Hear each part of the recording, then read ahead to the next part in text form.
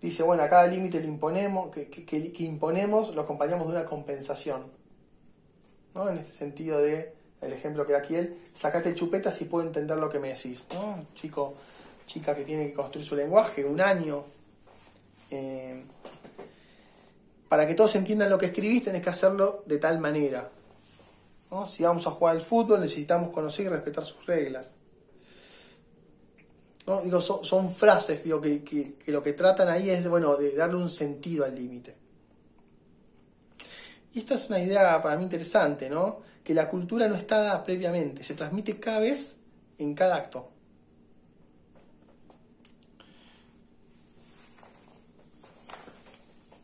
La cultura en este sentido, ¿no? De qué satisfacciones sustitutivas podemos proveer. Recuerden por qué son sustitutivas, ¿no? Porque esas originarias, pulsión sexual o de destrucción, son las que es necesario transformar, ¿no? Y la escuela, digamos, es el lugar más apropiado, más digno, más potente para eso.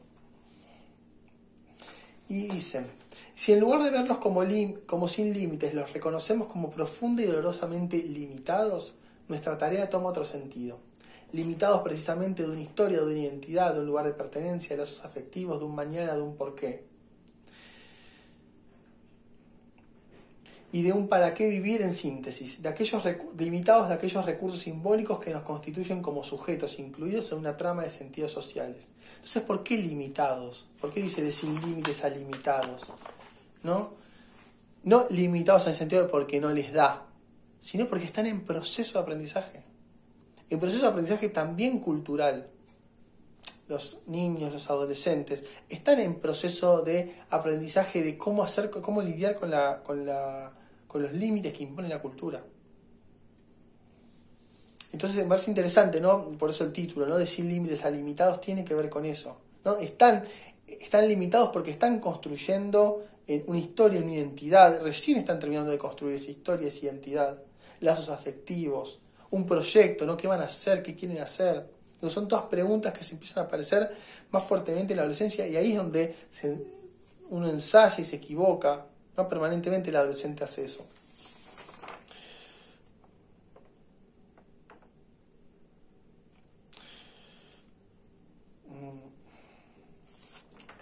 A ver, ¿qué me interesa marcar?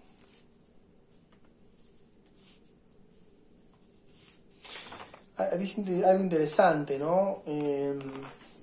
Cierta interdependencia, ahí lo trabaja con ejemplos, después léanlos, ¿no? Interdependencia entre el equilibrio afectivo y el proceso intelectual, ¿no? Que para nosotros siempre tiene que ir de la mano, porque también es otro problema, ¿no? Cuando uno quiere transmitir contenidos porque sí, ¿no? Cuando uno tampoco repone de para qué les estoy enseñando esto, ¿no? Si lo pongo porque me lo bajan a mí, el Ministerio de Educación necesita que ustedes sepan esto, no queda como un deseo anónimo de para qué están ustedes acá escuchándome o para qué están acá haciendo sus ejercicios. Se pierde de vista eso. Por eso esa cuestión, ¿no? de pensar los límites, también de traer lo afectivo, ¿no? En qué me toca a mí, en qué me conmueve, en qué esto me gusta, en qué no me gusta, de poder traerlo como parte de la enseñanza.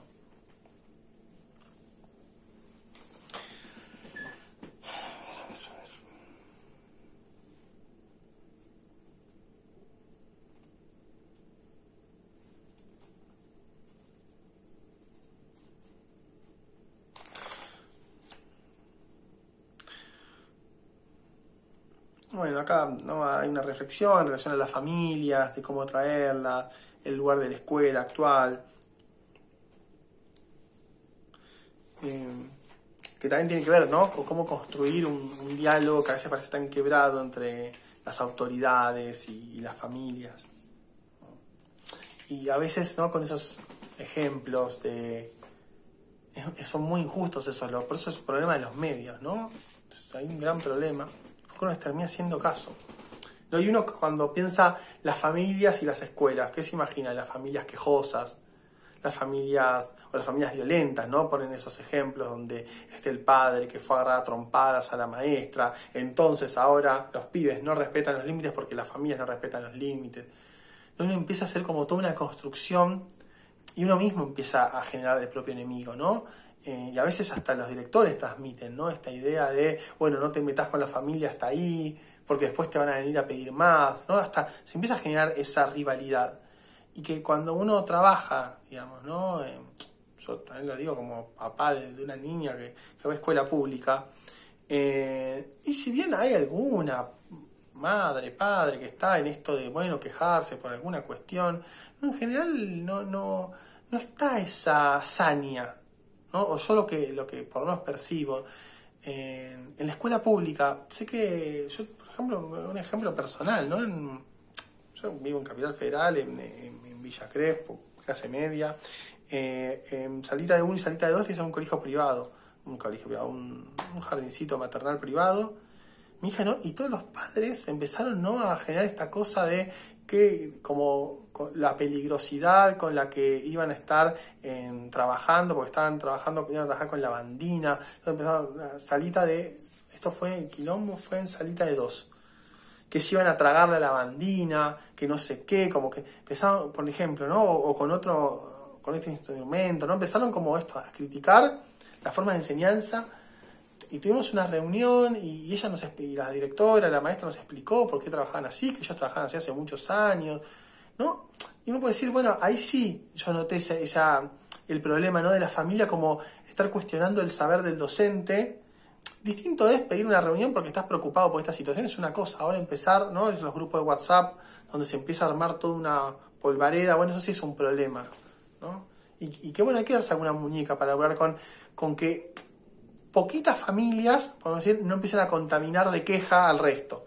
¿No? Pero bueno, mi experiencia en el otro colegio público totalmente distinta. No, familias muy agradecidas. Bueno, esto es más o menos el texto. Los últimos, digamos, los más importantes me parecieron esos primeros capítulos que les señalé. Después, digo, sigan leyendo porque realmente creo que es interesante y es sencillo, ¿no? Con esto que entiendo que el primer módulo ya, que nos costó, que eran todos textos como difíciles, incluso cuando laburamos sujeto de educación, Sejmanovich, laburamos significante, digamos que es complejo. Bueno, me parece que este texto da un poco más de aire.